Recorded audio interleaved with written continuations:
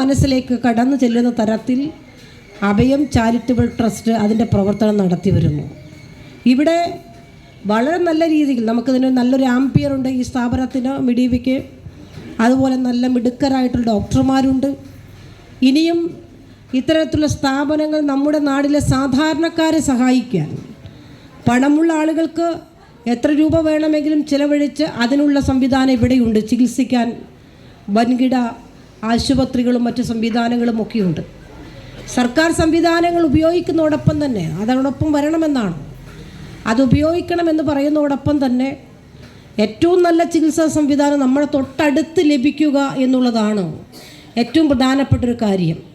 ഇവിടെ ഇപ്പോൾ ഒരു പക്ഷേ ക്യാമ്പിലേക്ക് കടന്നു വരുന്നവർ ഏതാണ്ട് ഒരു 50 വയസ്സ് കഴിഞ്ഞവരായിരിക്കും പരമാവധി വരുന്നത്. അപ്പോൾ അതിന് താഴെ ചെറുപ്പമാണ്. 50 വയസ്സ് കഴിഞ്ഞാലും നമ്മൾ ചെറുപ്പമായി നിലനിർത്താനാണ് ആഗ്രഹിക്കുന്നത്.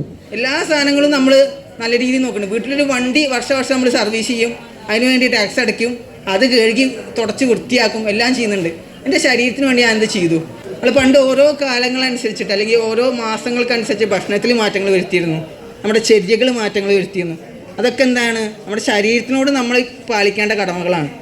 ഭക്ഷണം, രാവിലത്തെ ഭക്ഷണം എപ്പോഴും രാജാവിനെ പോലെ കഴിക്കണം എന്നാണ് പറയാം. രാജാവിനെ പോലെ കഴിക്കണം എന്ന് പറഞ്ഞു കഴിഞ്ഞാൽ ഒരിക്കലും വാരി വലിച്ച് തിന്നുക എന്നുള്ളതല്ല, മനസ്സിലാവുക. രാജാവിനെ പോലെ കഴിക്കുക എന്ന് പറഞ്ഞു കഴിഞ്ഞാൽ ക്വാളിറ്റിയുള്ള ഫുഡ് കഴിക്കുക എന്നുള്ളതാണ്. ഓക്കെ, രാവിലെ, അതായത് നമ്മൾ രാത്രി ഭക്ഷണം കഴിച്ച് രാവിലെ ഒരു ടൈം ആവുന്നവരെ മിനിമം ഒരു 9 hours ഗ്യാപ്പ് നമുക്ക് വരുന്നുണ്ട്. അപ്പോൾ ഈ 9 മണിക്കൂർ ഗ്യാപ്പിന് ശേഷം നമ്മൾ കഴിക്കുന്ന ഒരു ഭക്ഷണമാണ്. ആ ഭക്ഷണമാണ് നമ്മളെ ശരീരത്തിൻ്റെ അന്നത്തെ ഏറ്റവും വലിയൊരു സോഴ്സ് എന്ന് പറയുന്നത്. അപ്പോൾ ഈ ഭക്ഷണം നമുക്ക് കൃത്യമായിട്ട് കഴിക്കാൻ കഴിഞ്ഞാൽ നമ്മൾ ആ ഒരു ദിവസം നമുക്ക് നല്ല അടിപൊളിയായിട്ട് കൊണ്ടുപോകാൻ കഴിയും.